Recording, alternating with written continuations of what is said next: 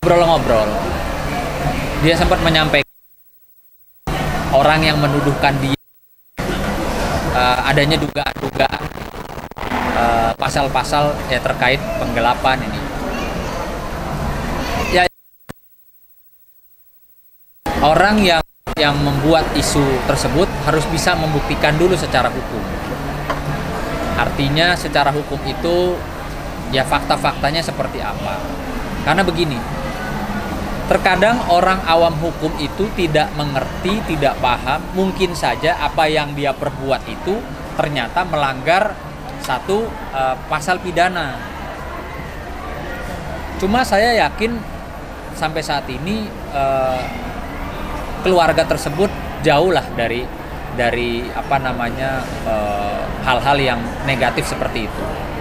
Karena waktu di Amerika pun, di New York, saya ketemu sama keluarga tuh, papa mamanya Atta, adik-adiknya semua.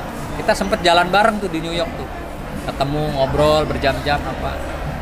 Ya saya pribadi sih baik secara kekerabatan dengan keluarga maupun secara profesional hukum tentunya ya ingin aja melihat mana orang yang menuduhkan itu alat buktinya apa sih yang dipersoalkan, apa yang diributin gitu. Kalau abang melihat sosok keluarga Gen Halilintar itu yang abang tahu sosoknya seperti apa sih bang? Tipikal orangnya seperti apa? Oke, saya mengenal Atta Halilintar tuh semenjak 2017-18. Berapa kali saya bertemu udah nggak kehitung.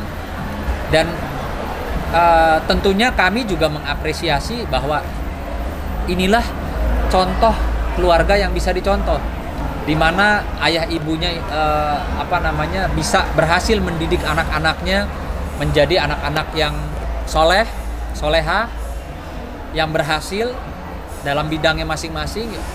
Atta itu dulu saya sempat salut loh, anak muda terkenal, YouTuber yang hebat, jalan sama saya di mall itu waktunya sholat dia sholat gitu.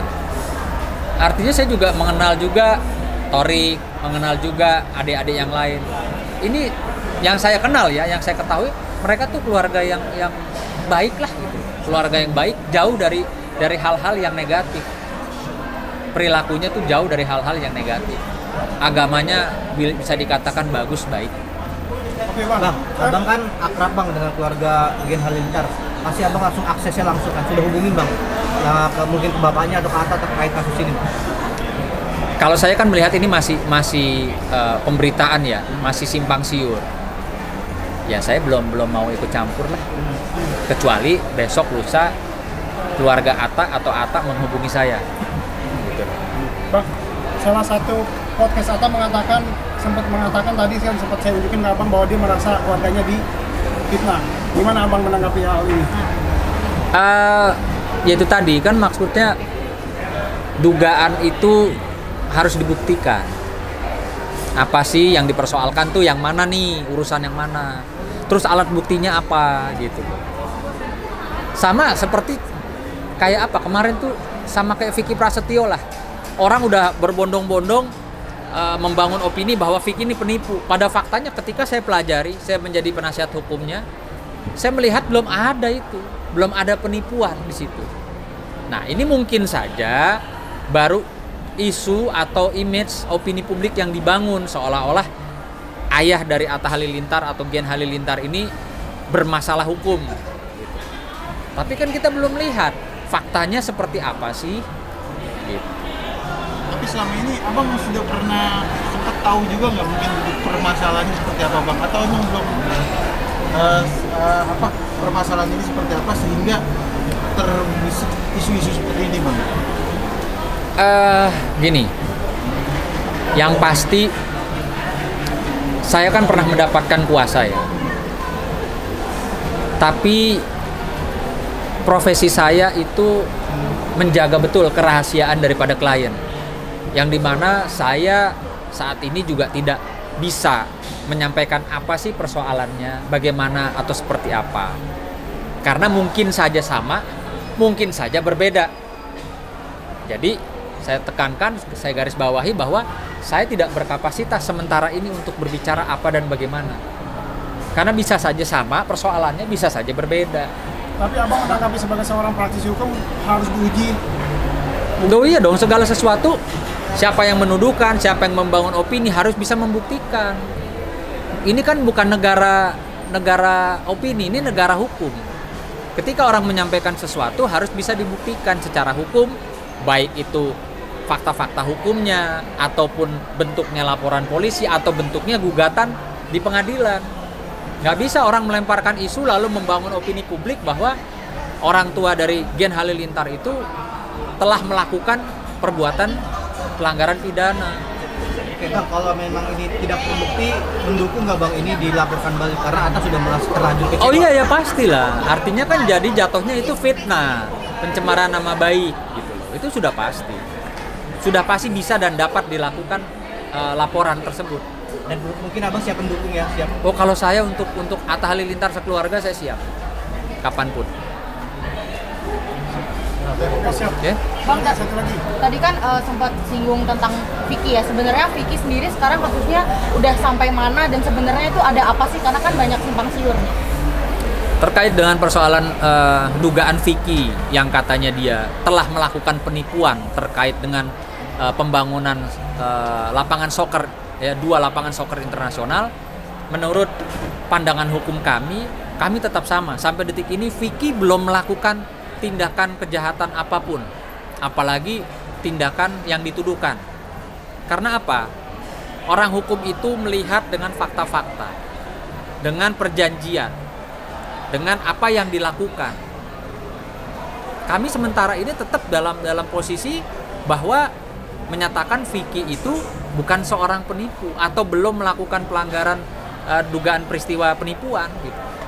Karena apa yang dituduhkan ini tidak sesuai dengan perjanjian. Di perjanjian jelas, saya ulangi lagi, bahwa Vicky akan dalam hal ini PT Gladiator akan membayarkan ya sejumlah uang 2 miliar itu ketika proyek lapangan soccer, 2 lapangan soccer internasional ini telah selesai, telah jadi dan dapat digunakan.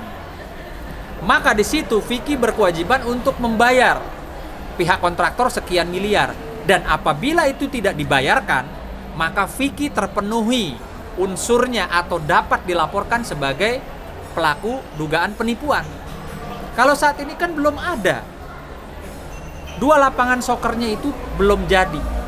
Masih tahapan 40%. Dan sejauh ini 40%, menurut keterangan dari klien kami berdasarkan dokumentasi foto yang diambil, itu semua berantakan gitu. Tidak sesuai dengan perjanjian. Maka lagi-lagi saya katakan, ini yang nipu siapa? Vicky, sampai detik ini saya berani mempertaruhkan kasarnya opini hukum apapun, Vicky belum melakukan tindakan penipuan. Dan Vicky pun kalau dibilang di perjanjian tidak ada termin waktu. Harus misalnya 40% Vicky harus bayar, 60% harus bayar. Nggak ada. Tapi Vicky sudah memberikan sejumlah uang di depan untuk proses pembangunan ini. Kalau tadi kan disebutkan Vicky di depan memberikan sejumlah uang. Kalau Ya. bisa disebut nominalnya atau persentasenya berapa sih? Sekian puluh juta. Artinya dalam sekian puluh juta ini sesuai dengan perjanjian apa sih yang harus dikerjakan oleh kontraktor? Bahan bangunannya pun juga disepakati. Contohnya kayak besi disepakati ya dalam pembangunan lapangan soccer ini besinya 8 ulir dan SNI. Namun pada faktanya kemarin didokumentasikan oleh PT Gladiator besinya besi 6. Bukan ulir dan ya saya nggak tahu, kan beda dong. 6 8 ulir sama 6 polos. Nah, justru saya balik bertanya, ini yang nipu siapa? Siapa yang nipu siapa gitu loh. Karena suka nggak suka mau nggak mau Vicky sudah masuk duitnya. Dengan dibayarkannya duit Vicky sejumlah puluhan juta ini, Vicky punya harapan bahwa dia membayarkan sesuatu untuk sesuai dengan perjanjian. Namun faktanya tidak. Bang, ini kan ada updatean baru dari lawyer pihak sana ya Bang. Kalau misal ternyata adiknya Vicky, Bella, juga telah menerima duit dari pihak sana gitu kan, terkait untuk izin SPKT pembangunan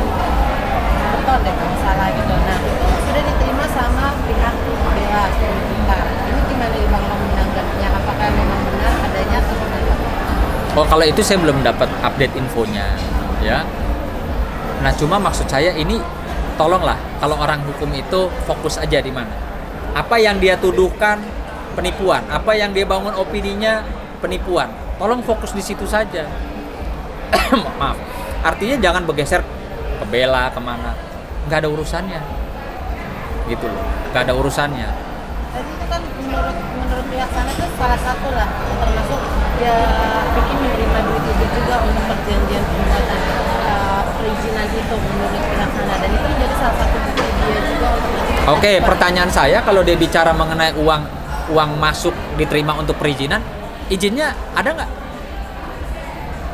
Kalau saya rasa, ini pendapat saya ya, saya rasa namanya orang sudah terima duit untuk surat izin, dan kalau sudah dibangun 40% artinya sudah dapat izin belum? Saya rasa kalau belum dapat izin baru dibangun ketok-ketok atau digali saja mungkin sudah ditutup atau diblokir oleh si pemilik tanah. Izin lo mana, main bangun-bangun aja di tempat gua, kan begitu logikanya. Ini saya bicara logika ya. Tidak bicara hukum, saya bicara logika. Kalau memang belum dapat izin, nggak mungkin 40% sudah terbangun. Gitu. Ini pemikiran dan logika dari saya. Terima kasih ya, Bang. Kasih. Ami bijinan. Ya, Bang. Ami ini. Ami. Ya.